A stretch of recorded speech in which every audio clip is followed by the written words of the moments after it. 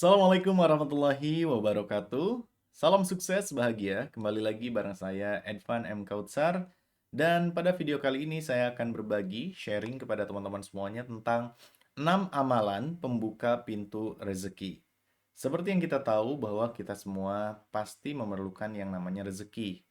Intinya ya rezeki dari Allah Subhanahu wa taala tentunya ya. Nah, terus apa saja amalan yang bisa kita maksimalkan, yang bisa kita lakukan untuk bisa membuka pintu-pintu rezeki kita? Di video lainnya, saya pernah bercerita bahwa pintu rezeki itu setidak-tidaknya sudah Allah siapkan sebanyak 8 pintu setidaknya. Mungkin lebih ya, tapi sampai saat ini saya baru menemukan 8 pintu rezeki di dalam Al-Quran. Kamu bisa cek videonya, dicari aja, searching aja, 8 pintu rezeki Edvan M. Kautsar. Tapi sebelum itu, saya seperti biasa ingin mengajak teman-teman semuanya untuk apa? Untuk bersedekah bersama Nasi Viral Tasik, di mana kita akan melakukan sedekah Jumat, sedekah subuh, dan juga sedekah makanan. Yang apa?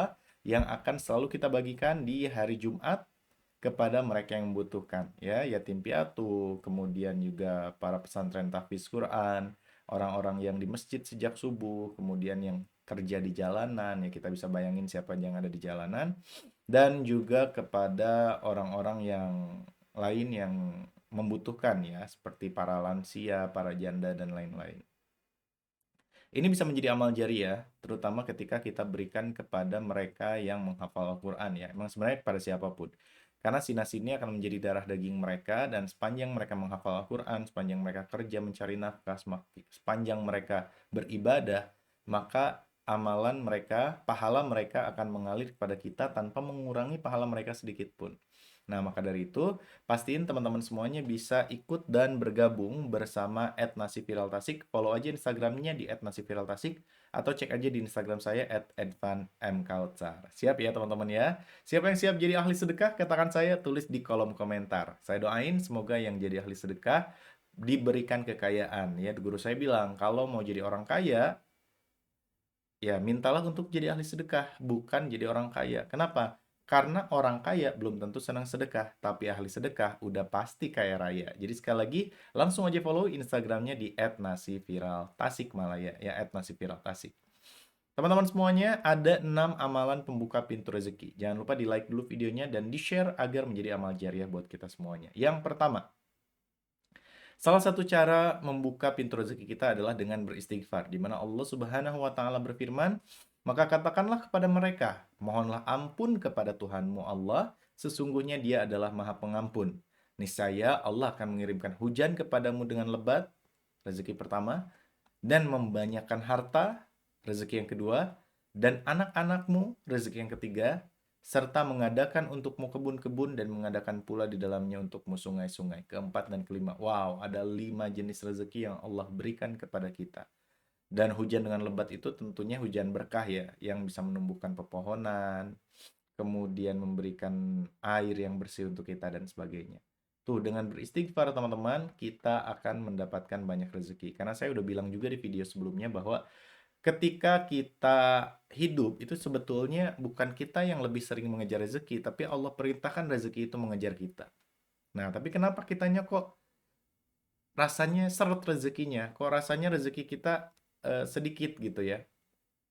Rasanya loh ya.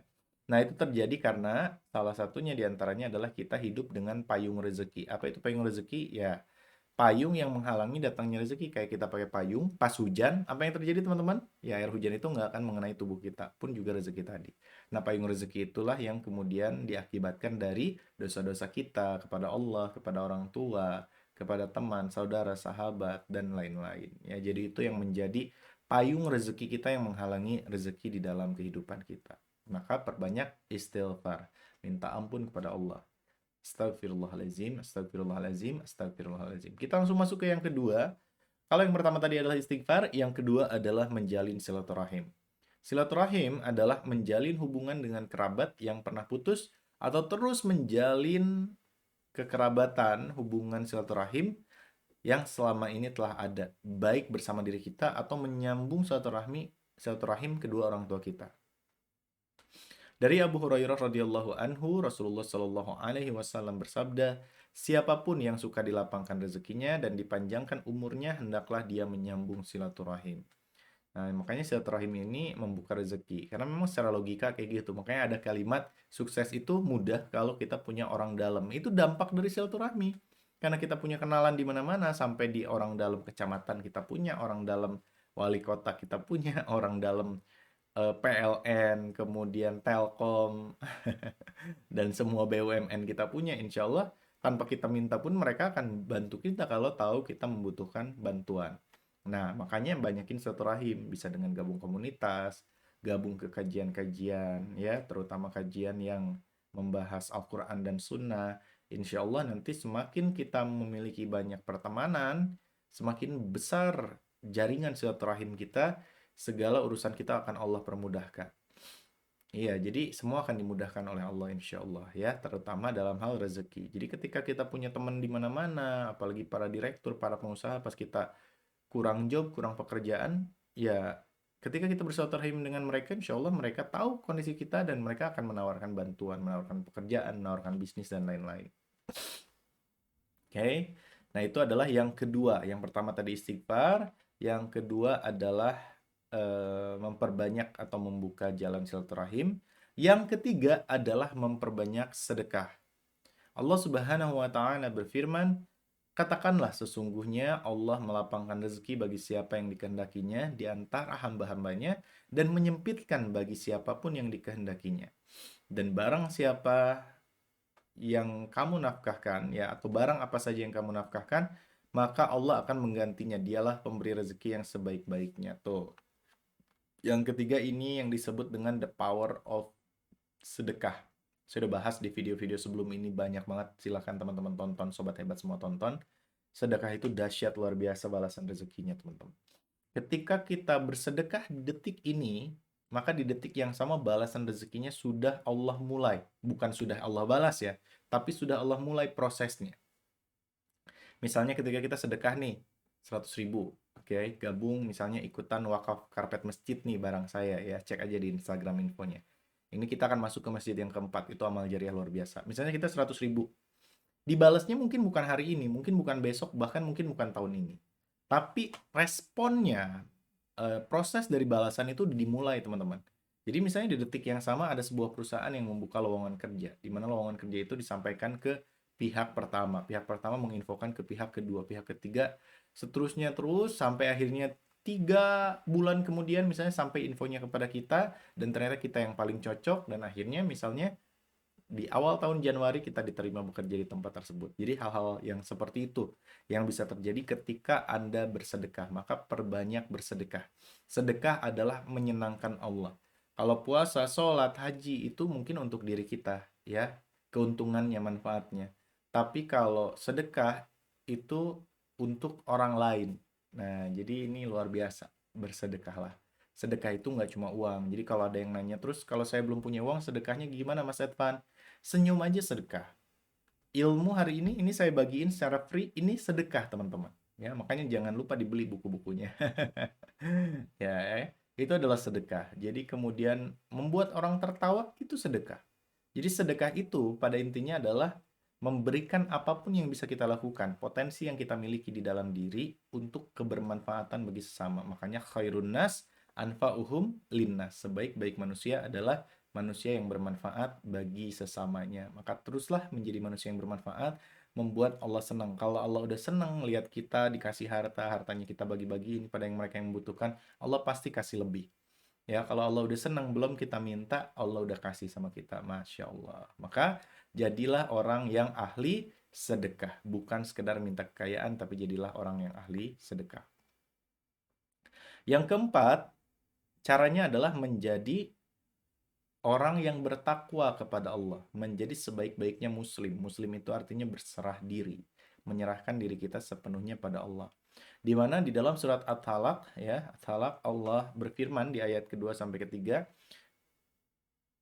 "Waman yatakillah," ya, barang siapa bertakwa kepada Allah, niscaya dia akan mengadakan baginya jalan keluar dan memberinya rezeki dari arah yang tidak pernah kita sangka-sangka.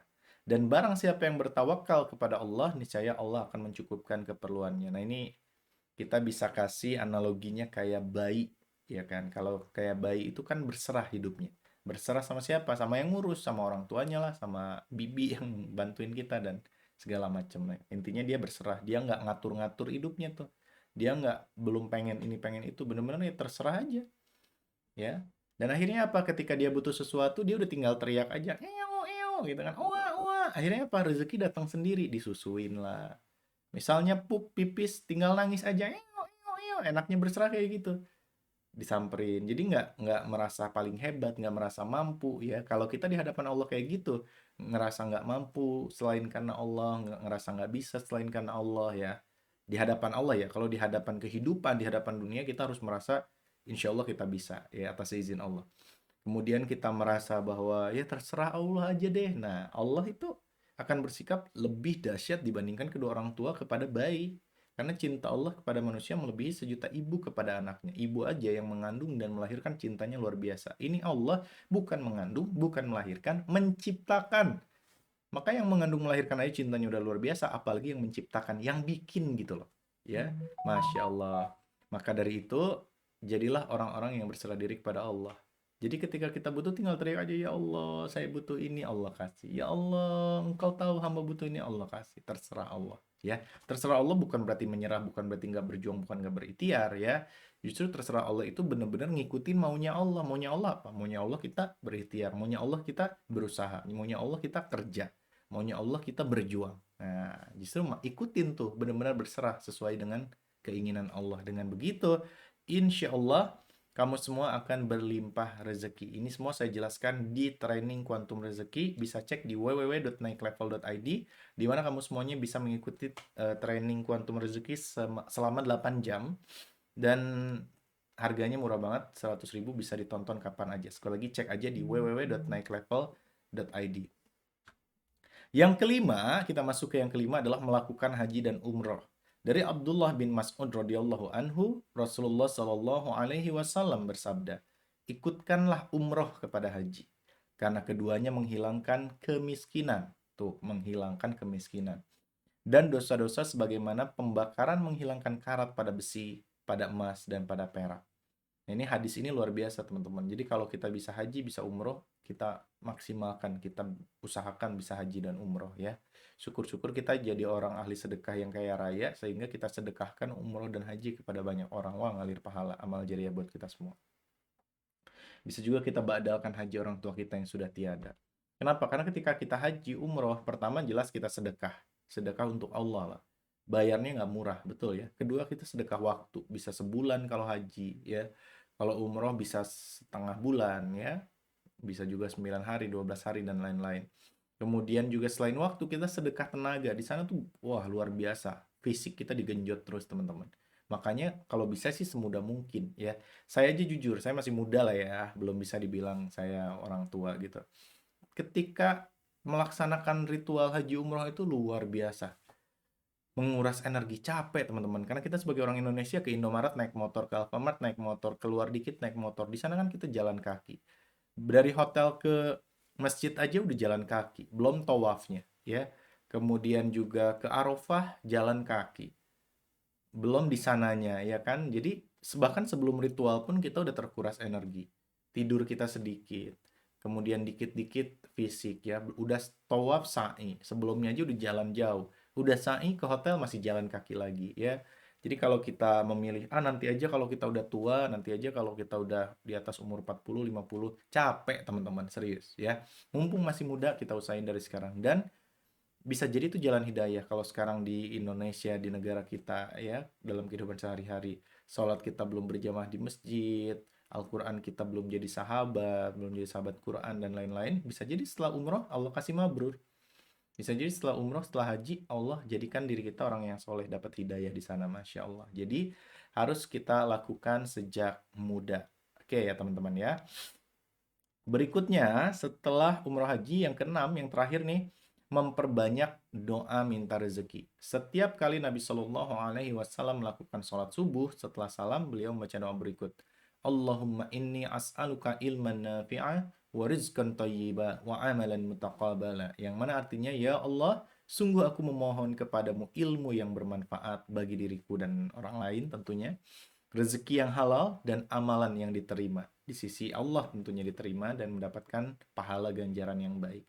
Nah, ini doa-doa ini juga kita bisa lengkapi dengan ketika sholat duha, Allahumma inna duha duhaukal bahaukal dan seterusnya ya. Kemudian juga kita bisa juga setelah sholat Allahumma inni as'aluka salamatan fid din wa afiatan fil jasad wa jihadatan fil ilmi wa barakatan fil rizki kayak gitu ya. Terus juga kita bisa berzikir ya Fatahu ya Rozaqu ya Ghani ya Mughni. Ya Fatah itu wahai yang maha membuka. Ya Rozak pembuka rezeki berarti kan. Kemudian ya Ghani ya Mughni yang maha kaya dan yang maha mengayakan. Nah, kurang lebih seperti itu teman-teman. Jadi itulah 6 amalan yang bisa kita maksimalkan untuk membuka pintu rezeki. Dan sekian video yang bisa saya sampaikan, tapi mungkin kita review dulu ya satu persatu. Yang pertama adalah beristighfar, tadi boleh dicatat. Yang kedua menjalin silaturahim. Yang ketiga memperbanyak sedekah. Yang keempat bertakwa kepada Allah. Yang kelima melakukan haji dan umroh. Dan yang keenam memperbanyak doa minta rezeki. Silakan tulis poin-poinnya di kolom komentar agar banyak orang yang bisa mendapatkan ilmu bermanfaat untuk kita semuanya. Dan jangan lupa di-share videonya agar kebermanfaatan ini bukan hanya untuk dirimu dan juga untuk bersama sesama. Dan juga kamu sendiri bisa mendapatkan amal jariah. Tuh, yang bikin video saya, yang dapat amal jariah, kamu semua. Jadi sedekah ilmu kamu semuanya ketika share video ini ke berbagai grup WhatsApp dan lain-lain ya. Sekian yang bisa saya sampaikan. Doa saya semoga kamu semuanya, Anda semuanya bisa menjadi orang-orang yang ahli sedekah dan kaya raya berlimpah rezeki tidak hanya di dunia tapi juga di akhirat. Semuanya menjadi orang yang bebas finansial, yang nggak lagi punya masalah keuangan tapi bisa jadi orang yang terus beramal kebaikan. Saya Edvan M. Kautsar undur diri, sampai jumpa di lain kesempatan. Semoga bermanfaat. Salam sukses, bahagia. Assalamualaikum warahmatullahi wabarakatuh. Mari berbagi kebahagiaan setiap hari Jumat kepada yatim piatu, duafa, dan mereka yang membutuhkan bersama Nasi Viral Tasik. Gerakan berbagi nasi viral Tasikmalaya. Kenapa berbagi makanan berat? Karena mereka yang sedang lapar langsung akan merasakan kebahagiaan saat perutnya terisi dan seketika doa akan terucap dari mulut mereka saat menyantap makanan itu untuk Anda yang bersedekah makanan kepada mereka. Tak heran, doa dan hajat kita menjadi cepat Allah kabulkan. Info lebih lanjut, hubungi nomor yang tertera pada video ini.